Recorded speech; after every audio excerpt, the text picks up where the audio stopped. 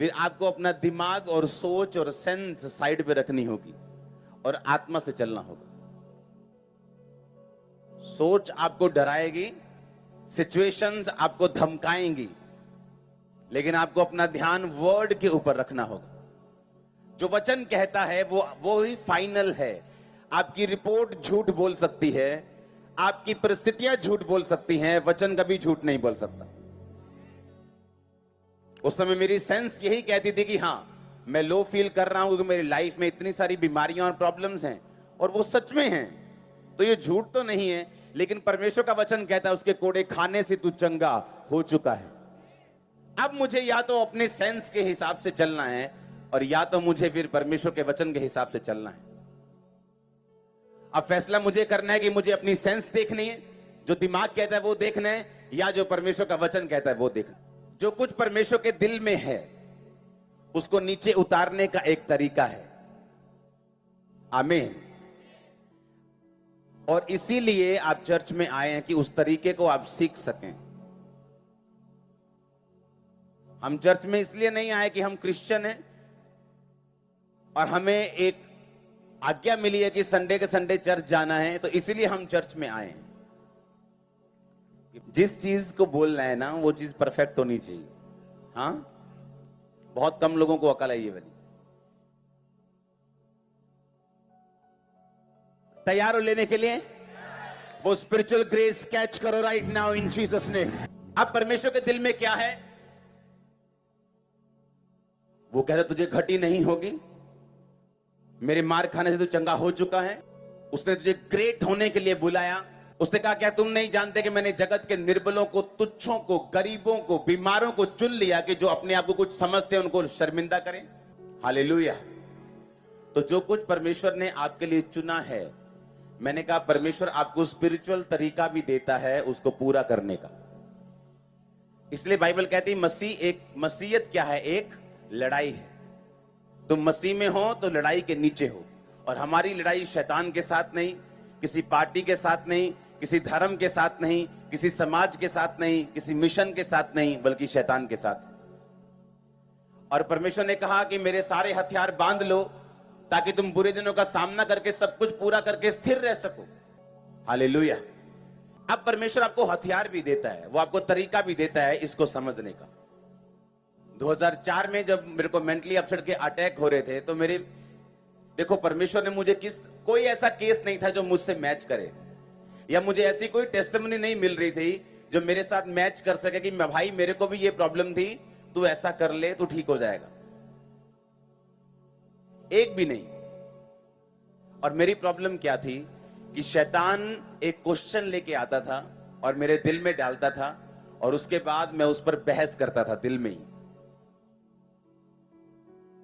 और इस वजह से मेरा डिप्रेशन बढ़ता जा रहा था, क्योंकि हर वक्त मैं अंदर सोचता रहता था और शैतान की बातों का जवाब अंदर मन में देता था। जबकि बाइबल कहती है शैतान जब आपके दिमाग में कोई क्वेश्चन डाले उसका जवाब दिल में नहीं मुंह पे होना चाहिए। और यह बात समझने में मुझे टाइम लगा। और फिर एक दिन जब मैंने वचन पढ़ा तो वचन में लिखा था अपने मन की बातें खोलकर यहोवा से कहे। और ये मेरे लिए एक दवाई थी। सुनो, अपनी मन की बातें खोलकर किससे कहे? कि अपने मन में उधड़बीन लगा रहे। तो पवित्र आत्मा ने मुझे समझाया कि आज के बाद जब भी शैतान तेरे पास आए तो मन में उसके साथ कभी भी बहस नहीं करनी, उसे बोलकर बताना है। और जो भी तेरे को दिक्कत हो उसे खोलकर शब्दों में पूरी तरह से फीलिंग समेत परमेश्वर को बताना है। वो दिन था और आज दिन है, कोई डिप्रेशन नहीं।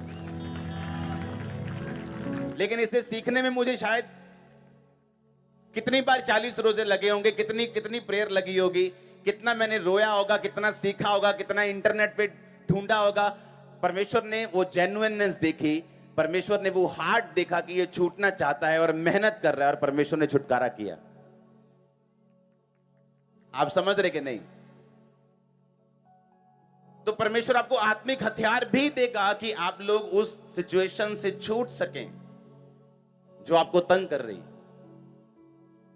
या जहां आप जाना चाहते हैं और परमेश्वर आपको लेके जाना चाहता है, वो आपको आत्मिक तरीके देगा जो चर्च में आप सीखते हैं। थर्सडे के वचन को सेकंड पार्ट में कंटिन्यू करूंगा मैं, रोमियो 1 उसकी 11 आयत। क्योंकि मैं तुमसे मिलने की लालसा करता हूं कि तुम्हें कोई आत्मिक वरदान दूं जिससे तुम स्थिर हो जाओ। पौलुस क्या कह रहे हैं कि मैं तुमसे मिलने की लालसा रखता हूं, तुम्हें कोई आत्मिक गिफ्ट दूं ताकि तुम क्या हो जाओ, स्थिर हो जाओ। मैं 3 गिनूंगा, आप सब लोग एक मन होके ऊंची आवाज में ये पढ़ेंगे। सब अपनी बाइबल खोल लो, नहीं है तो स्क्रीन की ओर देखो, अगली बार बाइबल लेके आओ। 1 2 3 पढ़ो।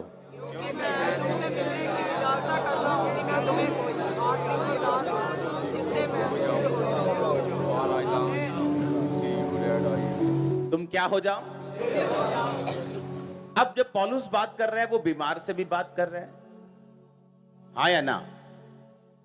वो उससे बात कर रहा है जो गरीब है, वो उससे भी बात कर रहा है जिसका पति उसको छोड़ के जा चुका है, वो उससे भी बात कर रहा है जिसका बेटा उसकी बात नहीं सुनता, वो उससे भी बात कर रहा है जिसकी जो माँ बड़ी खराब हो चुकी बेचारी लाइफ उसकी, वो उससे भी बात कर रहा है जिसका फाइनेंस टूट चुका कर्जे में। पर वो आके ये नहीं कह रहा कि अगर तुम बीमार हो तो मैं आऊंगा, तुम्हें हील करूंगा ताकि तुम स्थिर हो जाओ, मैं तुमको फाइनेंशियली बढ़ाने का वचन दूंगा ताकि तुम स्थिर हो जाओ। उसने कहा मैं जब आऊंगा तो मैं तुम्हारी लाइफ के ऊपर गिफ्ट इंपार्ट कर दूंगा, सुनो, ताकि तुम क्या हो जाओ।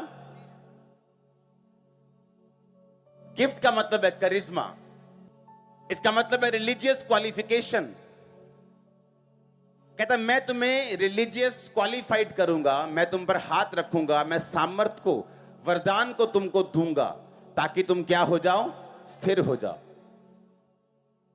पंजाब के बाहर बहुत सारे पास्टर्स हैं जो इस मिनिस्ट्री के सन्स एंड डॉटर्स हैं। जब वो मिलने के लिए आते हैं, बोलते हैं हमारी चर्च इतनी बड़ी है, इतनी ग्रो की है, और जब लोग हमारी चर्च में आते हैं वो पूछते हैं क्या ये खंबरा की ब्रांच है? कहते हैं हम कुछ नहीं बताते उनको, पहले उनको कुछ मालूम नहीं होता, हम उनको जानते नहीं, वो हमको नहीं जानते, लेकिन जैसे ही चर्च में एंटर करते बोलते एक खंबरा की ब्रांच है क्या? कहता सेम अनॉइंटिंग हमें फॉलो कर रही है, सेम गिफ्ट फॉलो कर रहे, सेम बरकत फॉलो कर रही। और जब लोग उन्हें देखते हैं, वो देखते हैं यार ये 30-40 साल का बंदा है, मुझे 50 साल हो गए सेवा करते, पर ये कहां से आ रहे लोग? इसीलिए पौलुस ने कहा कि मैं तुम पर एक गिफ्ट इंपार्ट कर दूंगा, ओके, ताकि तुम क्या हो जाओ, स्थिर हो जाओ। जब एक लोग क्यों, परमेश्वर आपको क्यों है, सुनो मेरी बात, आपके घर के पास भी कहीं चर्च होगी, हाँ, या हम अलग अलग सिचुएशन से निकल के आए, यहां पे वो भी बैठे हैं जो इसे मुंबई से आए, वो कोई कलकत्ता से आया है, कोई यूके से आया है, यहां बैठे हैं, हाँ। अब वो क्या लगता है परमेश्वर इतनी दूर से क्यों लोगों को लेके आए? क्या परमेश्वर आपका टाइम वेस्ट करना चाहता है, या वो आपके पैसे वेस्ट करना चाहता है? वो आपको ये भी कह सकता है कि जहां भी पास में है तू निकल जा, बस मैं तुझको ब्लेस करूंगा।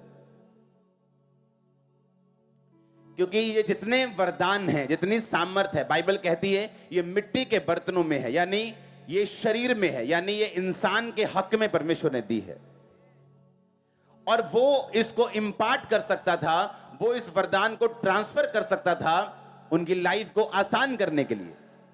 जब परमेश्वर आपको भेजता है अनॉइंटेड प्लेसेस के ऊपर, तो वो इसका मकसद ये होता है कि आप उस जगह की ग्रेस को कैरी कर सकें। अगर मेरी लाइफ में हम इतना बड़ा प्रोजेक्ट चला रहे हैं, कोई कर्जा नहीं, आप पे भी नहीं होगा, ये ग्रेस है, आप ले सकते हैं। आप मेरी बात समझ रहे कि नहीं? कोई डर नहीं, कोई किसी का भय नहीं, कोई कच्चा नहीं, कुछ नहीं, आप वो ग्रेस ले सकते हैं। अफ्रीका में लोग ब्लेस क्यों होते जल्दी जल्दी? वहां क्रिश्चियनिटी क्यों 90% लोग वहां पे देश क्रिश्चियन है, क्यों? उन लोगों ने क्या किया कि जिन लोगों के पास असली मसा था, पवित्रताई थी, ब्लेसिंग थी, उन लोगों ने उनके पास गए, उनके साथ संबंध को स्थापित किया, इंपार्टेशन ली, बीजों को बोया, अपने रिलेशनशिप को कायम किया, खुद की चर्चेस बढ़ी, आगे उनके सन्स डॉटर्स ने फॉलो किया और इस तरह से वो फैलते चले गए। आप मेरी बात समझ रहे कि नहीं? अब यहां कोई कहे पौलुस कौन है, परमेश्वर है क्या? लेकिन बाइबल कहती है जब इस्राएलियों ने परमेश्वर की दुहाई दी, हे परमेश्वर मुझे छुड़ा, तो परमेश्वर ने कहा मूसा चल भाई। किसको भेजा? इंसान को भेजा।